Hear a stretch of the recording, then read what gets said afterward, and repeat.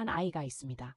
초등학교 5학년, 영어를 꽤 잘하는 편이고 부모는 해외 교육을 고려하고 있습니다. 검색을 시작합니다. 영국, 미국, 캐나다. 세 나라 모두 영어권입니다. 그런데 검색할수록 혼란스러워집니다. 놀라운 사실이 하나 있습니다.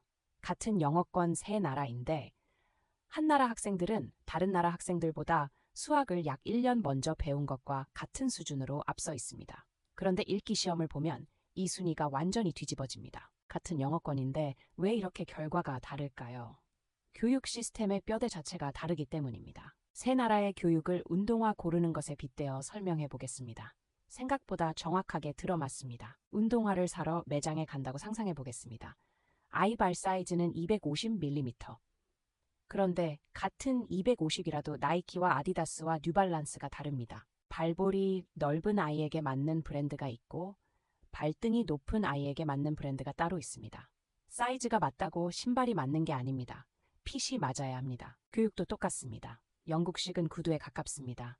틀이 단단하고 정해진 형태 안에서 정확하게 걷는 훈련을 시킵니다. 미국식은 러닝화입니다.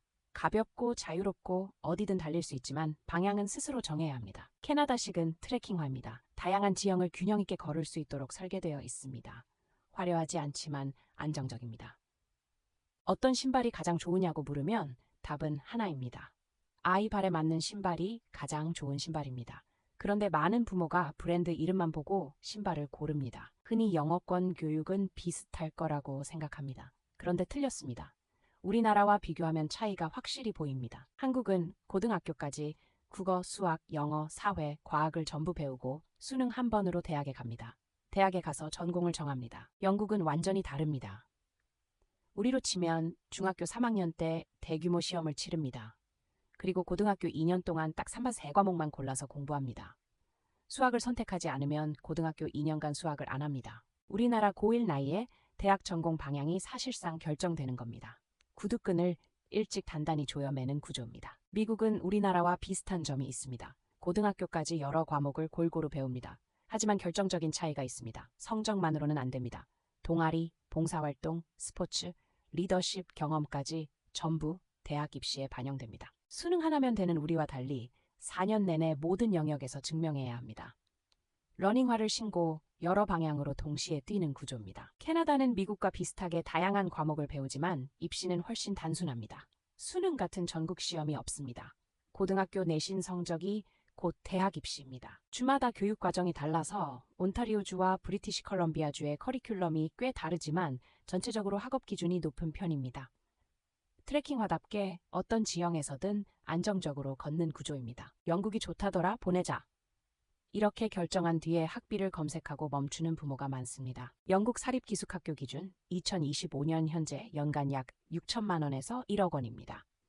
올해부터 사립학교에 20% 부가가치세가 추가되면서 비용이 더 올랐습니다.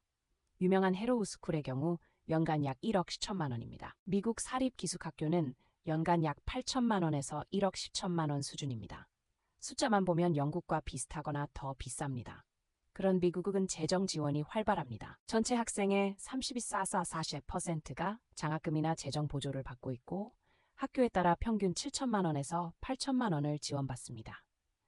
실제 부담액이 연간 2천만 원에서 4천만 원까지 내려가는 경우도 있습니다. 일부 학교는 가정소득이 일정 기준 이하면 학비 전액을 면제하기도 합니다. 캐나다는 어떨까요?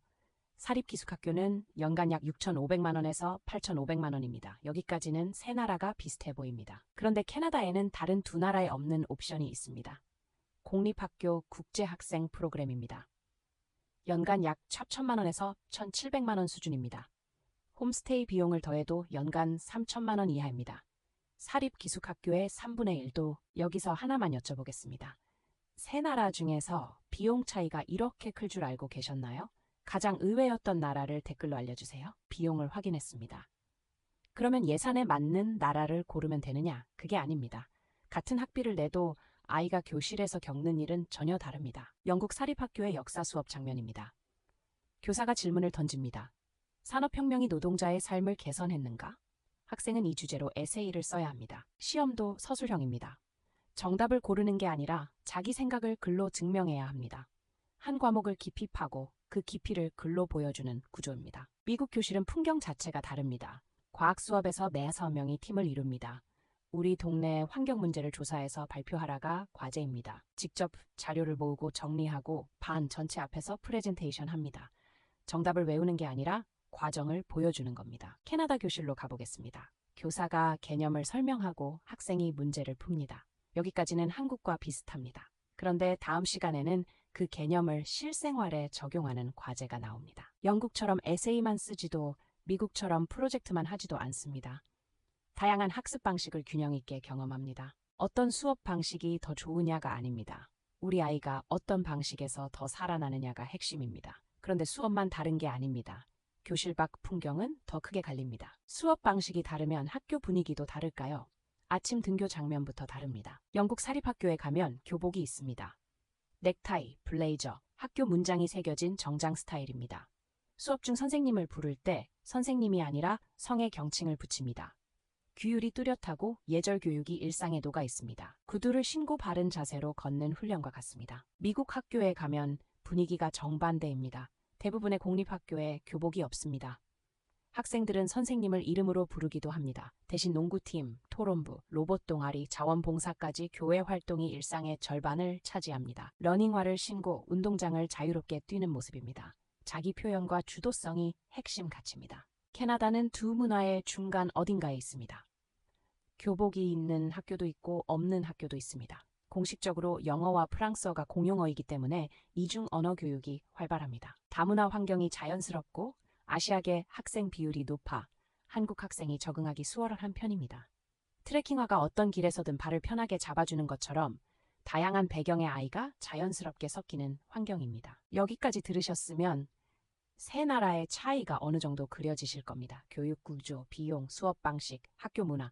그런데 이 모든 조건을 완벽하게 따져서 선택했는데도 아이가 적응하지 못하는 경우가 있습니다. 영국에 보냈는데 아이가 틀에 갇힌 느낌이라고 합니다.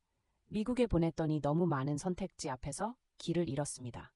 캐나다에 보냈는데 자극이 부족하다고 느낍니다. 사이즈가 맞아도 발이 아플 수 있습니다. 핵심은 사이즈가 아니라 핏이었습니다.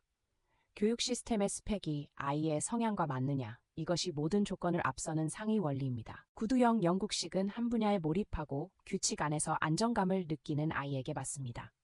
러닝화형 미국식은 관심사가 다양하고 자기 이야기를 만들어가는데 에너지가 있는 아이에게 맞습니다. 트레킹화형 캐나다식은 안정적인 환경에서 천천히 방향을 찾아가는 아이에게 맞습니다. 오늘 저녁 식탁에서 아이에게 물어보세요. 수업 시간에 정해진 걸 깊이 파는 게 좋아? 아니면 네가 골라서 여러 가지 해보는 게 좋아? 아이의 대답에 세 나라 중 어디가 맞는지에 첫 번째 힌트가 있습니다. 마지막으로 부모가 체크해야 할 판단 기준 5가지를 정리합니다. 첫째, 아이의 학습 성향입니다. 깊이 집중형인지 폭넓은 탐색형인지 균형 안정형인지를 먼저 파악해야 합니다. 둘째, 가정의 교육 철학입니다.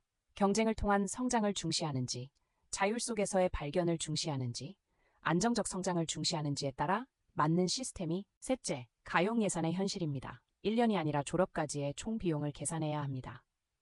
넷째, 대학 진학 목표입니다. 영국 대학을 목표로 한다면 영국식이 자연스럽고 미국 대학이라면 미국식 교육 경험이 유리합니다.